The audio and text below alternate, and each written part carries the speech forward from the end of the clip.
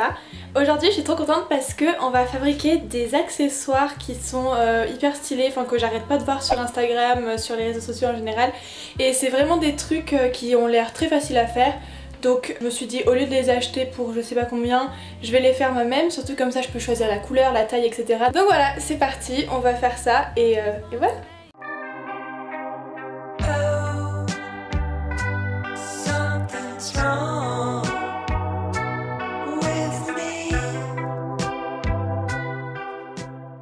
Donc pour les boucles d'oreilles, tu auras besoin soit d'un emporte-pièce en forme de fleur comme ça, soit d'un papier et d'un crayon pour pouvoir en fait dessiner la forme de la fleur que tu as envie d'avoir.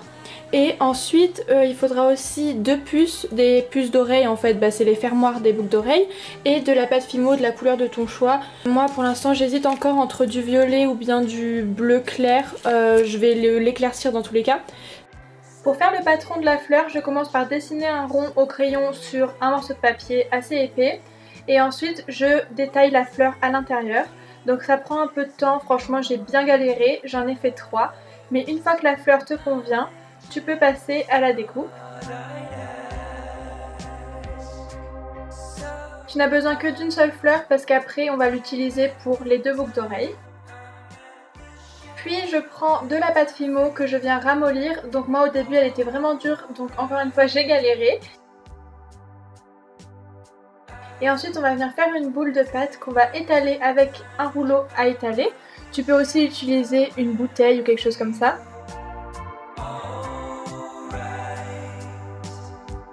Quand on a une épaisseur d'environ 2 mm, on vient poser la fleur en papier qu'on a faite juste avant et découper autour avec un scalpel ou bien un cutter. Une fois que la fleur est découpée, je retire le papier et puis je viens arrondir les bords avec mes doigts.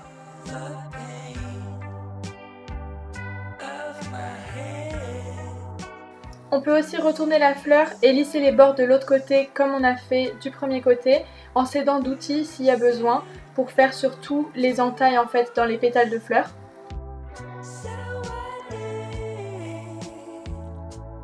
Je prends ensuite une paille en plastique rigide et je viens découper le centre de ma fleur. Et puis je répète tout depuis le début avec un autre morceau de pâte pour former la deuxième boucle d'oreille. Je voulais aussi te montrer comment on peut faire avec un emporte-pièce. J'ai utilisé la pâte violette et je ne l'ai pas mélangée jusqu'au bout, comme tu peux voir, elle n'est pas homogène. Et cette fois-ci, j'utilise tout simplement un emporte-pièce pour former la fleur. Et ensuite, je répète les mêmes opérations que pour les autres boucles d'oreilles. Et voilà, là je vais aller mettre ça au four pendant 30 minutes à 110 degrés. Une fois sorti du four et bien refroidi, je mets un point de colle forte et j'accroche les fermoirs de boucles d'oreilles sur chacune des fleurs.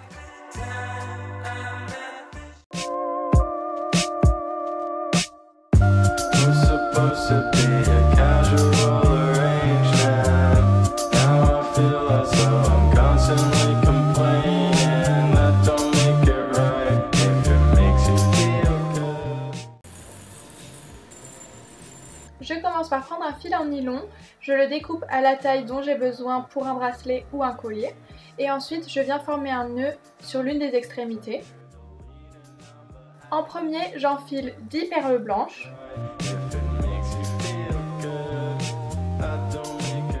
Et puis 6 perles violettes.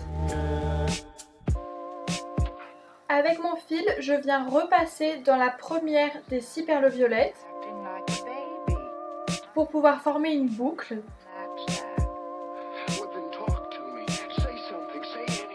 Et en tirant sur le fil, ça va venir former la fleur, ou en tout cas l'extérieur, donc les pétales de la fleur. Après ça, j'enfile la perle que je veux avoir au centre de la fleur, donc pour moi c'est une perle jaune.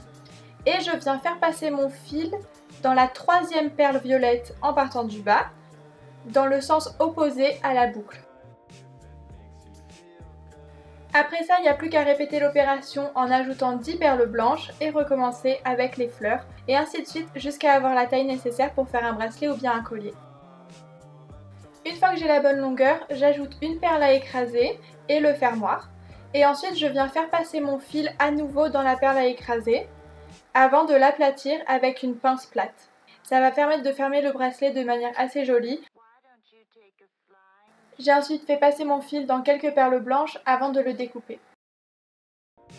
Pour finir, je répète la même opération de l'autre côté. Donc j'ajoute une perle à écraser, l'anneau du fermoir. Je repasse dans la perle à écraser. Je l'écrase. Je mets le fil dans les perles blanches et je découpe.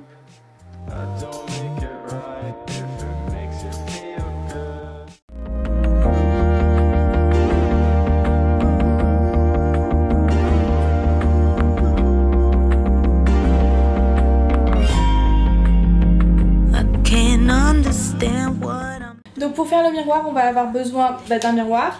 Donc on peut prendre un comme ça, là, il est vendu dans le magasin de bricolage en général, je crois que le mien je l'avais acheté chez Monsieur Bricolage. Ça peut aussi être un miroir qui n'a pas forcément de bordure et après vous aurez juste à coller la bordure autour du miroir. On va avoir besoin de mousse extensible, donc la mousse extensible pareil ça s'achète dans les magasins de bricolage parce que normalement c'est utilisé pour reboucher les trous par exemple dans les maisons etc. Et ensuite on va aussi avoir besoin d'une bombe de peinture, donc moi j'ai pris cette couleur là. Donc pour commencer, je mets de la mousse extensible tout autour du miroir. Donc je vais pas trop loin, il faut pas en mettre beaucoup parce que ça va gonfler énormément, donc il faut faire attention à ça.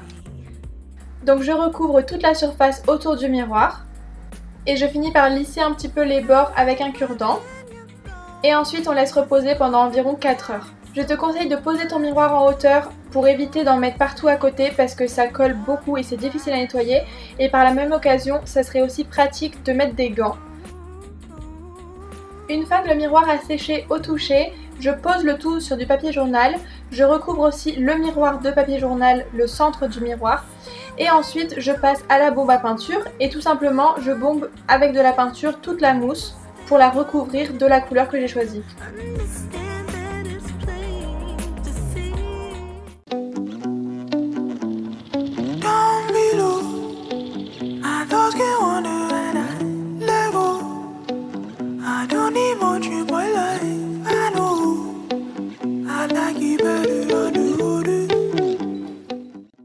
Pour le chouchou, je commence par découper dans du tissu un morceau de 20 cm sur 95 cm.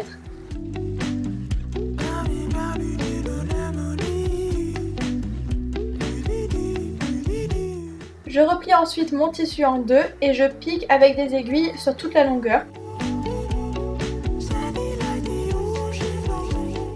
Et je viens ensuite coudre le long des aiguilles avec la machine à coudre. Je sais pas si c'est possible de le faire à la main, mais j'imagine que oui. Sinon tu peux aussi utiliser de la colle à tissu, je pense que ça marche.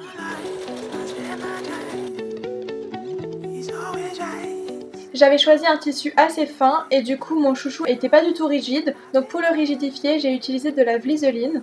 Donc c'est ce tissu blanc comme ça qu'on colle en fait à l'intérieur d'un tissu pour l'épaissir et le rendre plus rigide. J'ai donc découpé un rectangle de la même taille que mon chouchou, c'est-à-dire 20 cm par 95 cm ou un petit peu moins, que j'ai ensuite collé avec le fer à repasser à l'intérieur du chouchou, comme tu peux voir sur l'image.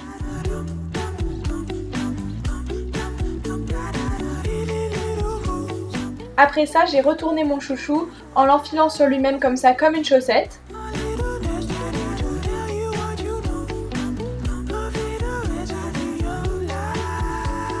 J'ai ensuite encore une fois retroussé comme ça le chouchou sur lui-même pour pouvoir faire passer un ruban élastique d'une dizaine de centimètres à l'intérieur. Je crois même que c'était 20 cm. Une fois que j'ai fait passer le ruban, je noue les deux extrémités ensemble et je fais un nœud assez serré pour pouvoir faire un seul tour de chouchou. Si tu veux, tu peux aussi faire le ruban plus long pour pouvoir faire plusieurs tours de chouchou sur tes cheveux. Et là c'est le moment le plus difficile qui arrive, il va falloir refermer le chouchou sur lui-même. Pour ça je viens replier à l'intérieur comme ça les extrémités sur 1 cm environ. Et avec une aiguille je fais des zigzags entre les replis. Donc il ne faut pas passer sur l'extérieur, c'est vraiment juste à l'intérieur comme ça. J'espère que tu peux bien voir sur l'image. Ça permet de ne pas voir la couture sur l'extérieur, mais de refermer quand même le chouchou sur lui-même. Et donc il va falloir faire tout le tour du chouchou comme ça, avant de faire un nœud pour bien refermer le tout ensemble.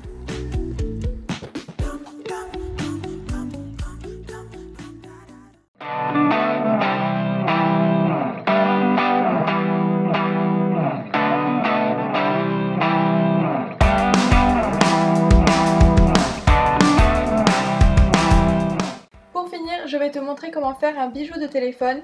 Donc tu vas voir, c'est super facile. On commence par prendre un fil de laine qu'on va faire passer dans un strap. Donc un strap, c'est ce petit morceau là qui permet d'accrocher des décorations au téléphone. Tu peux trouver ça sur internet, ça s'achète pour vraiment pas cher. Et ensuite je viens faire un nœud sur l'une des extrémités du fil. Et après il faut juste enfiler plein de perles sur le fil. Donc là moi j'ai varié les couleurs, les tailles, les textures. Je trouve que c'était plus joli. Tu peux bien entendu utiliser des perles plus homogènes ou bien des plus petites perles, c'est comme tu veux. J'ai aussi trouvé ça cool d'utiliser des perles avec des lettres, donc j'ai écrit Make a Wish. Tu peux écrire ce que tu veux, peu importe. Moi j'avais pas trop d'inspiration, j'avais juste envie d'avoir une petite phrase parce que je trouvais ça cool. Comme tu peux le voir, j'aime aussi utiliser des petites perles assez colorées, des perles un peu rigolotes et tout. Donc par exemple j'ai aussi mis des petits papillons comme ça. Enfin bref, tu peux choisir tout ce que tu veux. Et une fois que la taille te convient, il va tout simplement falloir faire un nœud avec les deux extrémités. Et juste avant, pour cacher le nœud à la fin, on va enfiler une perle qui est un peu plus large. Donc je fais plusieurs nœuds, je découpe et ensuite, comme tu peux le voir, je décale le fil pour pouvoir cacher le nœud à l'intérieur de la perle large. Et voilà ce que ça donne, franchement je l'adore, je suis trop contente. Et ensuite justement, pour le faire passer dans ton téléphone, il va falloir le faire passer dans n'importe quel trou de la coque de ton téléphone. Donc ça peut être le trou pour l'appareil photo ou bien moi là c'est celui pour baisser le son. Donc je fais passer le strap à l'intérieur et ensuite on fait passer le collier de perles dans la boucle du strap. Et voilà, ça referme le tout et voilà!